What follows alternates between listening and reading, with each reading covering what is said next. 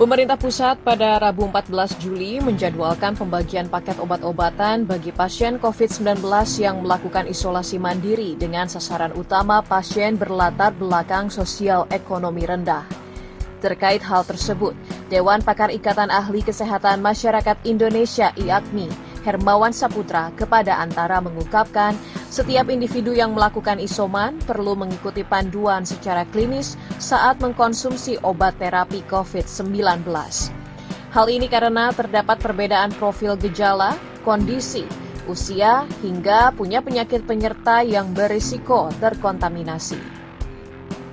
Maka dari itu, untuk mendapatkan rekomendasi obat, multivitamin, dan fasilitas penunjang lainnya selama perawatan mandiri atau isoman, maka satu-satunya cara yang dapat dilakukan adalah dengan menghubungi dokter yang terafiliasi dengan telemedicine, karena rumah sakit dan fasilitas kesehatan dalam kondisi penuh. Seorang dokter memiliki clinical privilege untuk memberikan terapi sesuai dengan kondisi pasien. Kan obat untuk terapi COVID ini kan sebenarnya banyak digunakan. Ada favipiravir gitu ya, kemudian ada remdesivir, ada kloroquine, lain-lain. Yang masih sangat debatable kan ivermectin tempo hari ya. Dan obat-obat ini kan bukan peruntukan khusus COVID awalnya, untuk penyakit lain. Nah, jadi karena peruntukannya untuk penyakit lain, maka ada sangat rentan ketika digunakan pada pasien tertentu dengan indikasi medis yang tidak sesuai asesmen secara klinis oleh dokter. Untuk perawatan mandiri COVID-19 atau isoman, menurut Dewan Pakar IAKMI perlu ada kepedulian berbasis komunal dengan kondisi yang jauh dari lingkungan keluarga, termasuk terpenuhinya dukungan logistik, psikis, dan moral sebagai pelengkap proses isolasi mandiri.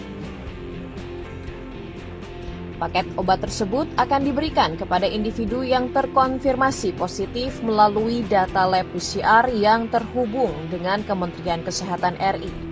Bila hasilnya positif, maka individu terkonfirmasi akan mendapatkan pesan singkat WhatsApp agar terhubung dengan layanan telemedicine dan obat gratis.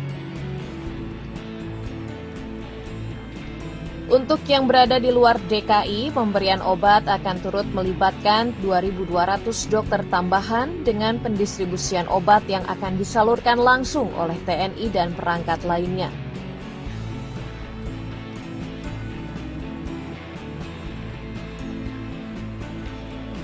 Setelah pasien berkonsultasi dengan dokter dan mendapatkan resep, nantinya pasien akan mendapatkan obat dalam 2 paket. Paket A diberikan bagi mereka yang terkonfirmasi positif tanpa mengalami gejala. Kemudian paket B diberikan bagi mereka yang terkonfirmasi positif namun mengalami gejala ringan, seperti demam disertai batuk dengan saturasi oksigen di atas 91%.